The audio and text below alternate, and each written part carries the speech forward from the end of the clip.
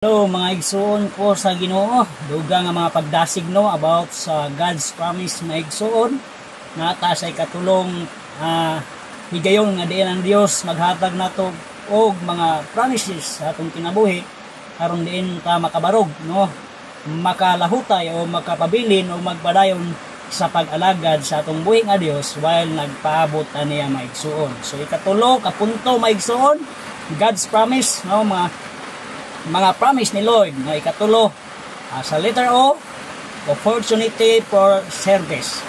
Dunay mga oportunidad nga makabuhata o makahimota sa mabutan nga gusto ni Lord sa akong kinabuhi. So mag-abli siya mga opportunity para nga igsoon aron diin kita makapadayon sa pagpadayag no, makapadayon ta sa pagbuhat sa iyang kagustuhan o mga buluhaton nga iyang gustong buhaton nato mga igsoon. Now ang pulong sa Dios makita diha sa gipadayag 3:8 mga igsoon natong basahon ang gipadayag 3:8 unsay mga oportunidad nga gihimo ni Lord sa dihang ang Dios naghatag og mga promises sa atong kinabuhi.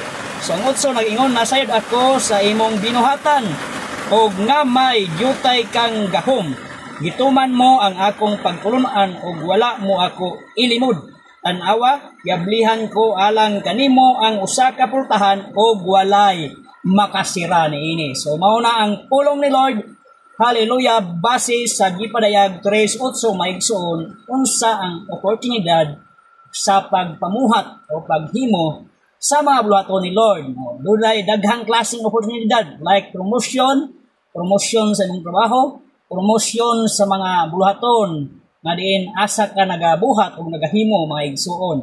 Ang Dios nag-ablig mga oportunidad aron diin mo increase no ang imong mga pagpamuhat or motubo ang imong mga hinaguan or mulambo ang mga buhat nimo mga igsuon nga diin ang Dios maoy mapasidunggan. So ingon ang Dios mga igsuon, nasayod kuno ang Dios nga duna tay dutay no, duna kay nasayod ang Dios nga sa imong mga binuhatan og may dutay kang gahom. Dutay kong gahom maigsoon og matod pa diri gituman mo ang akong pagpulunan og wala mo ako ilimod. So mao na gusto ni Lord nga di gid nato ilimod ang iyang mga pagpulunan maskin pag unsay mahitabo maigsoon. Barog ta no, barugan nato ang pulong sa Dios, magpabilin ta sa pulong sa Dios og barugan nato maskin pag unsay may tabo sa atong kinabuhi. Mo na kagustuhan ni Lord og malipay ang Dios nga once kita mo barog sa iyang mga kagustuhan o iyang mga pagtulungan na igsuon, ang Dios no maghimo og mga buluhaton nga diin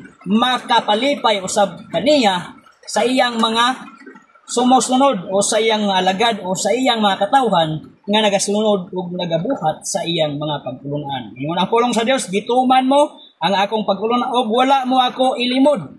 Tanawa, ingon ang Dios, tanawa unsa may tanawon no, mao ni maigsoon, giablihan ko ang alang kanimo ang usa ka pultahan, giablihan ni Lord alang kanato, alang ni adtong nagatuman o alang ni adtong nagapadayon pagpamuhat sa iyang mga buluhaton. Unsa may giablihan ni Lord, mao ni ang giablihan ni Lord maigsoon alang sa usa ka mga tawo, sa tawo nga nagabuhat maigsoon ang pultahan no, giablihan niya ang pultahan og walay makasira niini. Pultahan sa kaluwasan, pultahan sa kasiguruan, pultahan maigsoon sa panalangin o pultahan sa uban pang mga kasiguruhan sa kinabuhi nga din makasalig ta sa Dios og walay makababag, walay makapanghilabot, walay makasamok, walay makaguba kundi ang Dios mismo mao'y nag-aabli sa mga pultahan maigsoon. Nalaygon ang Dios.